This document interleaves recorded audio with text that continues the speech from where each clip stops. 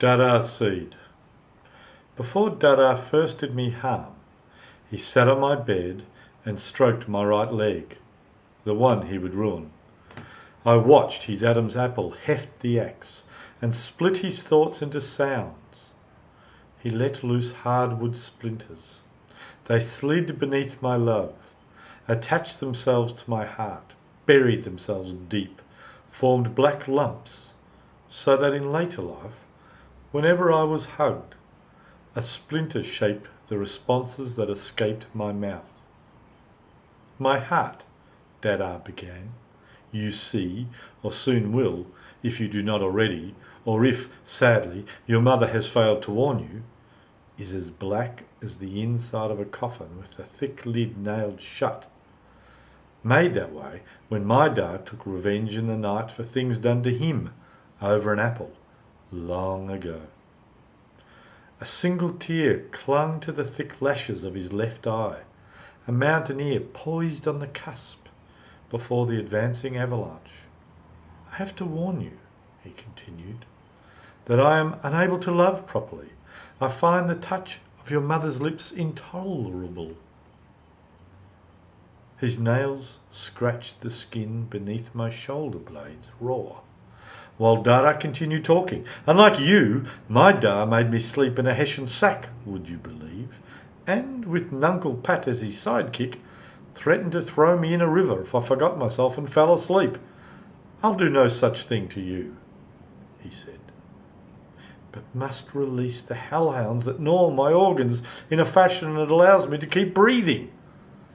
So in fairness and in warning, my scion, and to ease the hammer that thunked the flesh inside my chest, in 3 days' time I shall begin to hurt you. Dada wept several tears.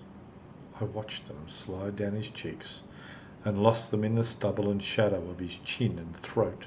He said, I would like to be brave, but find it easier to send you down into the darkness than to make the difficult journey myself. 3 days I waited. I felt walls crouch close and nip at the air before it passed my lips. 3 days I waited. I forced myself to sleep with an eye open and my hands placed firmly between my legs. 3 days later he began on my leg. He manacled my arms to the bed, pulled back the sheet and took hold of the leg where it stuck out of my pyjama pants.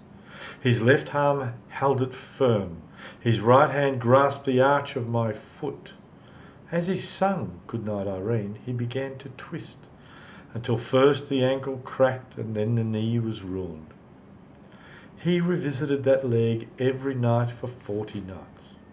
I fought, sought pity, thrashed, a fish trapped in a plastic bucket, swimming in pain, the bones crushed and recrushed until marrow escaped, muscle fled, and the leg, from knee and all below, flopped and puddled beneath the thigh, the colour and consistency of porridge. Next he fed me the flesh carved from the back of my mother. He cut the meat into thin strips, sautéed in peanut butter, skewered and fed to me with bowls of basmati rice and gentle green tea. If I vomited, he returned to the kitchen and I heard my mother's screams. Then he brought me a fresh batch of meat. To hold her meat down, I bit the pillow slip. Mother came to me every morning. Gingerly she lifted her shirt and showed me the flesh missing in patches across her back beneath the tight horizontal strap of a black brassiere. My teens were spent in Dada's cellar, fearful of his visits where he would whisper his love and pound my spine or pluck single hairs from my head or bite the knuckle of my thumb until it bled. One night, with pliers, he snipped off my left hand's little finger. He told me about a brother I should have had if Dada had let him live.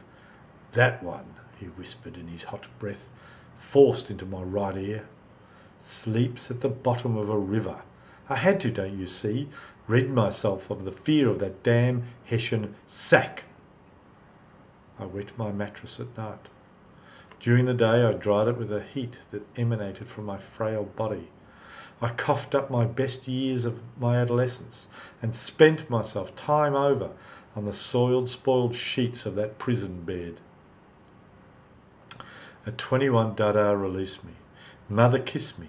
She touched my forehead with her hand and handed me a crutch to hobble with. As a final gesture, Dada pushed me out the door and shoved me down the steps. He laughed as I fell and put a front tooth through the flesh of my bottom lip. I found a job sitting beside a beach, polishing hermit shells.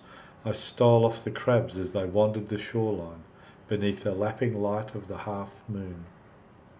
I sold the shells to children, told them it was not the ocean they could hear, but the cries of crabs lost upon the ocean's dark floor, seeking their mother's familiar claws, or fearful of the snip if they encountered their fathers.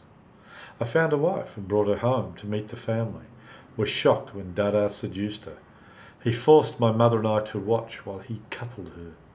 She I forgave, but blood should not be forged into a weapon. I plucked out my eyes and threw them at Dada. He never paused but rushed onwards, faster than a breached dam. The dogs barked as he rutted, and when she cried out, a part of me went missing forever. I left that place, took my wife, or let her take me, rather, but soon lost her and never sought to discover if she went to that home, to his bed, where I was first brought into existence. Eventually, months and years diminished my revulsion, and I was drawn north to south. I slithered over the back fence and took up residence in the back shed, fed by my mother in secret. Blind in the darkness, heartless, I listened to the dull leather sound as Dada beat my mother. I offered no solace when she brought me food in the morning.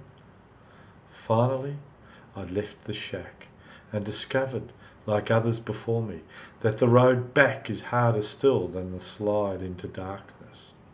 I found a new woman who had 3 children, lived with her beside a river, ate apples every day and planted their seeds at night. I watered them with my tears and the gentle stories I told her children. My ears heard the laughter as water scampered across tickling rocks, or the joyful squeals of her children as she chased them, pretending to be a monster. I found a large boulder and placed it upon my own monster. I know a seed cannot grow without light. I found, one winter, a son that she gave me, and bit my tongue off while I held him, smelt the skull that had captured sunshine and the scent of deep blue wings of a butterfly. She stood beside me, her hand around my shoulder, her lips painting with breath the hairs of the ears, and I thought of my mother, and the apple trees blossomed and shed their petals as gently as death, or love, or snow.